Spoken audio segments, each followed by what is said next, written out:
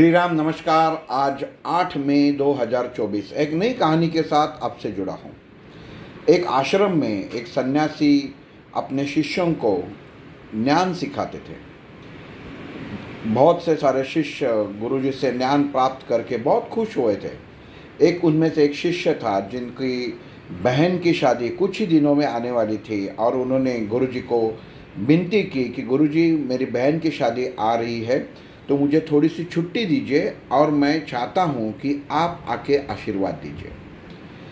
ये कहने में और गुरुजी को वो रोज़ याद दिलाता था, गुरुजी आपको चलना है, आपको याद है ना, गुरुजी आपको चलना है, आप भूल तो गए नहीं। रोज़ गुरुजी को याद दिलाता था। एक दिन गुरुजी बोलते हैं कि हे शिष्य, मैं तो शादी के लिए नहीं आऊँगा, लेकिन तुम जा सकते हो। और उस दिन का वक्त आ जाता है जिस दिन वो शिष्य को आश्रम छोड़ के अपनी बहन की शादी के लिए उसके गांव जाना होता है।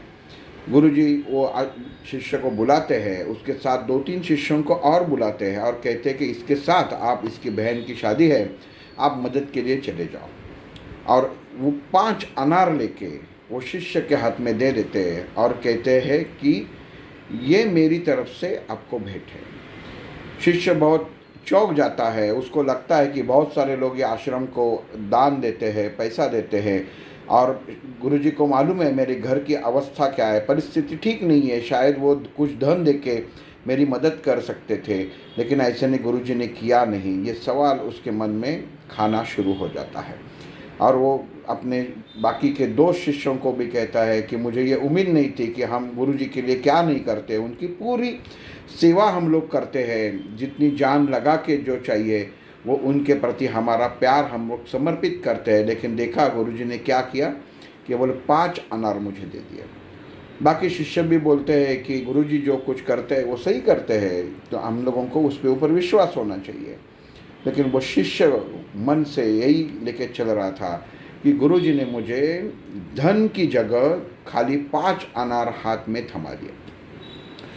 सब अपने वो शिष्य के गांव चलते हैं और एक गांव उसमें बीच में आ जाता है। वो जैसे ही वो गांव में प्रवेश करते हैं तो राजा के सैनिक वहाँ पे दवंडी पिटते उनको दिखाई देते हैं और वो कहते हैं किसी के पास अनार है क्या। तो ये जो शिष्य है जिसके पास 5 अनार दिए थे, तो वो सिपाही को पूछता है कि ऐसी क्या बात है कि आपको अनार चाहिए। वो कहता है कि हमारे गांव में अनार उगता नहीं है और आज राजा की जो कन्या है, राजकन्या, उसका तबीयत ठीक नहीं है, तो राजवैद्य ने कहा कि उसको जो कुछ दवा देना है वो अनार के रस के साथ देना है और अभी ये अनार के रस की बहुत आवश्यकता है और यहाँ पे नज़दीक कहाँ पे भी अनार नहीं है और दवा केवल और केवल अनार के साथ दे सकती है। और राजा जी ने ऐलान किया है कि जो कोई भी जिसके पास अनार है वो अगर उनको अनार दे देते हैं तो उनको बहुत सारी संपत्ति दे देंगे। शिष्य वो सिपाही के साथ राजा के साथ पास चल जाता है और वो राजा को 5 अनार समर्पित करता है।